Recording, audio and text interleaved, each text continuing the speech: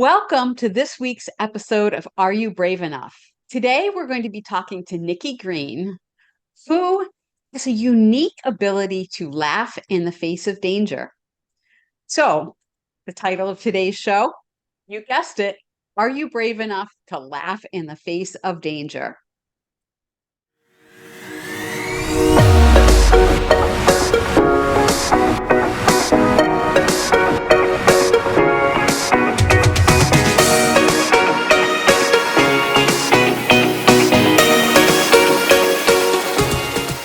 Welcome back to Are You Brave Enough? Please welcome Nikki Green. She's joining me today. Nikki is a life and business resiliency expert who has been in the international business industry for over 20 years and is a 4 times published author. Nikki is an avid traveler, visiting 14 plus countries and completing 7 marathons and dozens of triathlons across 3 continents. Nikki has dedicated her life to assisting others to reduce their fear and go after their dreams. Nikki's greatest passion is empowering people to reach their full potential. And Nikki, you and I completely share that passion. I think we come at it from a few different angles, but I mean, really, our work is so aligned. And, risk taking obviously is all overcoming fear. So, I mean, it's no wonder that you and I get along so well. So, welcome. I'm so glad to have Exactly. you here today. I know I keep saying our fate keeps pushing us together. It's like you guys are meant to keep working together. So I love all the different ways that we're going to come together over the next couple of months and really support each other's business as well. So Absolutely. And it's great when women empower one another and lift each other up. It's not, what was it? What is our mentor Sally say? It's not competition, it's cooperation. Well, we yep. can cooperate with one another, which is a great way of looking at it. And I love your work. So you are, my friend, clearly a risk taker. And let's just start with, what would you consider the biggest risk that you've taken in your life? Tell us about that. Yeah, I've done lots of crazy things. I've moved every 2 years of my life. I've changed jobs, schools, houses, spouses, you name it, and I've done it. But I would say like the biggest risk I took was right in the middle of the pandemic when I did a lot of those things all at once. And I was having a really tough time in my corporate job. A bully of a manager came in right before all the pandemic happened, was basically a pandemic denier, and really wanted me to just overwork the team in a time of crisis. And so that started my first big risk, which was I'm going to leave my corporate job. And I didn't have a plan. I'm a big planner. I set these big goals and I'm okay to take risks, but I usually have some sort of plan. And in this case, I was just so completely burnt out, like many people during that time. I had also moved to a new city. I was living in Chicago for the first time. I was in the middle of a divorce from my husband. I just had too many things. And I just said, you know what? We're just going to take a pause. And I don't know what it means, but that's what we're going to do. And it ended up turning out amazing. And so many wonderful things happened when I took that big leap. But you can't believe the anxiety and the stress after that, last day of work. Oh my gosh, yes. And I always talk about risky, not reckless, right? Because a lot of women associate risk with recklessness. And when I talk about risky, I always talk about risky, not reckless. But the definition of what you did during the pandemic there is a little bordering on reckless, right? Because if you don't have a plan, it's kind of reckless. But sometimes we have to do things even when we don't have a plan, and it really isn't as reckless as it sounds. um Clearly you thought things through. You were in a tough situation, and that seemed like the only option for you at the time, and you were brave enough to take that stand against corporate situation that had just become unbearable. And that is a huge risk, but in a way it's not, because you were taking care of yourself. So let's talk about now how it's worked out for you. Yeah. Well, and what probably seemed to a lot of other people very sudden was coming months over months. And we all feel that in our career when the alignment just isn't there. And, people were calling. I had plenty of job offers. So there wasn't like this fear, like, oh my God, I'm not going to make it. I had 6 months really technically to financially plan for it. The pandemic actually helped me in that regard because not having, a $3,000 mortgage downtown Chicago and some of these other really heavy expenses, it was like, oh, I can just stash all this cash and I will be good for at least a year, financially to not really have trouble. So it was all those things sort of in the back of my mind because I had moved so many times, because I had changed jobs so many times. It wasn't like this was the first time I'd ever done something like this. So some of it for me was rote, which may be very dramatic for other people. But I ended up moving in with my now boyfriend. We've been together for 4 wonderful years. We survived the pandemic as well. So that's always a big accomplishment. And I started this wonderful business where now I get to help others. I get to help the next generation of leaders really do things differently and not repeat those bad patterns that I saw in corporate life. And I know that you talk about as well in many of your books. Absolutely. And, again, I think we come at things differently. I know you've written a couple books, and I'm going to ask you about that in your latest one in a minute. But yours are nonfiction books, whereas I kind of chose to go the fiction route and talk about things, about open up possibilities through the world of fiction, whereas you kind of dive down to brass tacks and get into things with your nonfiction book. So tell us a little bit about your latest book project. Yeah, so Chameleon Mindset has been a labor of love pretty much since the beginning. I didn't really set out to be a writer. It was just one of those things, hey, I want to be a motivational speaker. Everybody's like, well, you need books and you need a platform. And I said, okay, let me do all the things. I got this time on my hands. And so my first book was really more of a memoir of my career, of these kind of big life challenges. I laugh in the face of danger. But as I started working on Chameleon Mindset, I wanted to keep that energy of the stories, the laughter, the kind of lightheartedness of difficult situations, with the combination of lessons of like, how did this teach me something about myself personally? How did it teach me something about my career? How did it teach me about dealing with other people and relationships? So Chameleon Mindset is approachable because there's actually exercises in there for people to do as well that they can do with their partner, their family, their kids, their coworkers and teams. So I tried to make it more approachable and interactive in a reading kind of way. Which is really fun. So we're calling today's episode are you brave enough to laugh in the face of danger? And I know Chameleon Mindset is your most recent book, but what is it about laughing in the face of danger that changes things for you? Yeah, and it's something I just kind of learned over time. And funny, one of the chapters in I Laugh at the Face of Danger is the laugh heard around the office. So whenever there were stressful times at work and my employees are coming to me, we're in crisis, the best thing I could do is help them calm down, help them get control of their emotions and realize for the most part, this stuff isn't the end of the world. We'll figure it out.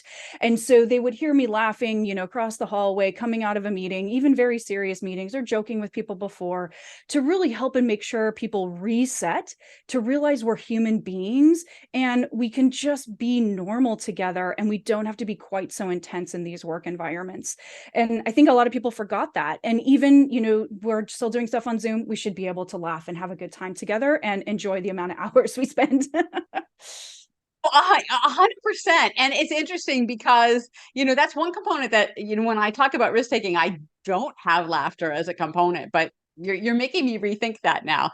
So I might steal some things from you in the future, but Do it. uh but I always talk about how when you're taking a big risk, and like the big risk you talked about taking, you talk about why you're taking that risk and you get in touch with your why, because that's where your love is, that's where your heart is. But laughter is another avenue to your heart, right? I mean, it's another way to access that deep emotional place that I guess sometimes can be less threat for people. Absolutely. And I actually had to learn this because when I started my career, I was incredibly serious. I was here to get stuff done. And when my bosses finally pulled me aside, and I was maybe 25, 26 or something, I was about to go into my first managerial role. And he's like, nobody likes you. Like, I know you're a nice person, but like you can come across really like intimidating and aggressive. I'm 5'3". I'm not a huge person, but I have a big personality, and I am so like, adventurous and risk taking and kind of out there and extroverted. So I had to start learning how to calm myself down and bring my real personality out so that I could get more work done. And so it really started to become this balance of me of, oh, I don't have to have this mask of being so serious on in the office, that people will actually connect with me if I'm my genuine self and I'm a little bit goofy and, have crazy colored hair or whatever the thing is at the time. No, that's so funny because I had the exact same experience when I was about 22 or 23. My very first managerial job out of college, my boss pulled me aside and said, "Yeah, the staff doesn't like you too much." Again, because you're too serious and you're all about, because I was brought up, it's all about getting stuff done. It is all serious. And changing that and lightening up is so important in everything we do, but it's so easy to lose sight of it because we just still have all these messages that we've got to get stuff done, we've got to be serious, we've got to focus, we've got to be disciplined, we've got to be all of these things, and a lot of those things stifle our creativity and our risk taking, right? Absolutely. Another funny story that I tell in I Laugh at the Face of Danger. So my career was in finance. And so we had quarterly close and it was always very hectic and you worked a lot of hours. But this close happened to fall on Halloween, which is my favorite holiday. And so I was super stressed. The whole team was stressed, but I decided for some reason to volunteer to host a Halloween party, like for the entire department too, not just like our small team. So in the middle of it, like I'm encouraging people to decorate. We're having competitions. I'm buying decorations. I'm ordering food. I'm doing like 100 other things on top of it. And it was one of the most fun I've ever had at a quarter end close because it just kind of took away the stress. Like the finance was going to come. The acumen of what we needed to do each day was fine. It was having a little bit of downtime to get to know each other a little bit better. And Halloween's kind of a funny time when people let their real personality out as well of like what kind of costume they're going to pick. So. I love that. And that was not something I was very good at work, I will confess. I was usually more on the serious side. I could have used a few lessons from you when I was in my corporate role about being less serious. But again, that was what I knew at the time. And we all learn, right? We all learn and grow. And, that's obviously one of the things that I work with people now about is not necessarily the being less serious, but certainly taking the time away and stepping away and giving yourself space to be more creative and to be more lighthearted and be more open to the possibilities that exist out there. So, what's next for you? Oh my goodness. Yeah, always what's next. Well, I kind of spent last year in hibernation working on the last two books. And so I've been really on the road, really putting some new roots down here in Chicago, which has been fantastic. It's kind of funny that, I started the business during the pandemic and I couldn't really go anywhere. And then as things opened up, my first opportunities were still to go back to California, go back to Florida, to go to Texas where we hung out. And then my boyfriend was like, I don't know if you know this, but Chicago's kind of a big city. Like you might be able to do some business here. So it's been incredible to just really start to put roots down again here, get to know the community. But I'll be back on the road again in the fall and continuing to be speaking at more engagements, loving that like conferences are opening, doing workshops to help companies as they go into hybrid work environments, and so much more. So it's really an exciting time, I think. Well, yeah, I'm excited to be on the road speaking. I have a few speaking engagements this fall and I'm looking for more of them. So it's fun, and it's so fun to be out and connecting with people again. Because although I have plenty of friends that I've met over Zoom and have developed great relationships with, including you, but there's something different about doing it in person, right? And Yeah. That's so exciting that we're getting a chance to do that. So, if you were going to give one piece of advice about taking risk to the audience today, what would that piece of advice be? Yeah, for me, it's take that first step. All of us have a different level of risk tolerance, and so no other person can really tell you what's going to be uncomfortable and what's going to be comfortable. But you have to start pushing yourself and getting yourself out there. Especially, I think being locked down during the pandemic, many of us still kind of changed a lot of our habits, and it's actually more uncomfortable to do very basic things we used to do, like get up and go to work, right?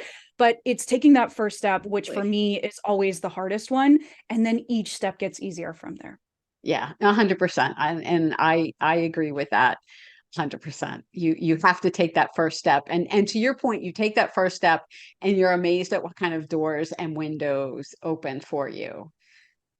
So anyway, I think you may have an offer that you have for the audience that's watching today. Yeah, I believe that we give you guys exclusive access to our new interactive journal. Chameleon Mindset has a online course now, and you guys will be able to get one module free and see if you like it and start to understand how you can create your own syllabus for life. Absolutely. I love that. So we'll put that in the show notes, but why don't you tell everybody where to get that right now? Yeah, if you head over to the nikkigreen360.com, all of my links are in there, and you'll find that freebie as well as any books or listen to my podcast. Absolutely. And I guess we're going to be exchanging because I'm going to be on your podcast sometime in the not too distant future too. So um, hopefully our audience will get to learn different things from that interview than this one. But I love the synergy with you, and I love being in the company with other people that take risks and that want to put themselves out there and want to make a bigger impact on the world. And I think that's one of the things that's really important that we often overlook about all of these things in taking risks and doing all this stuff. We don't do it alone. We don't have to do it alone. And one of the best ways to get yourself in a good position to step out of your comfort zone is have people around you that are really going to support you and really going to help you move to the next level. And I know you're one of those people and I'm one of those people, and there are, plenty of others out there that can really help you take things to the next level. um, so don't hang out with people that are holding you back. I think that's another piece of advice. Hang out with people that are going to support you and lift you up and push you, not too hard, but who are going to push you to be the best that you can be. So, final words, Nikki, before we wrap up for today. It's really that there's so many opportunities in life, and don't let them pass you up. Don't let that fear overcome you. It's important for us to continue to take risks, and each one will get easier, and especially if you got that support community around you. Absolutely. Well, thank you so much for being my guest today on Are You Brave Enough? Are you brave enough to laugh in the face of danger? And look at her laughing away over there. And we'll look forward to seeing you next week. And don't forget that I do have the sequel to Discovering Power coming out on September 28th. So stay tuned for more information about that, because that's another book that's full of risk taking. You don't want to miss it. Loving this content? Are you brave enough to hit subscribe? I dare you to hit subscribe. Don't miss a single episode of Are You Brave Enough?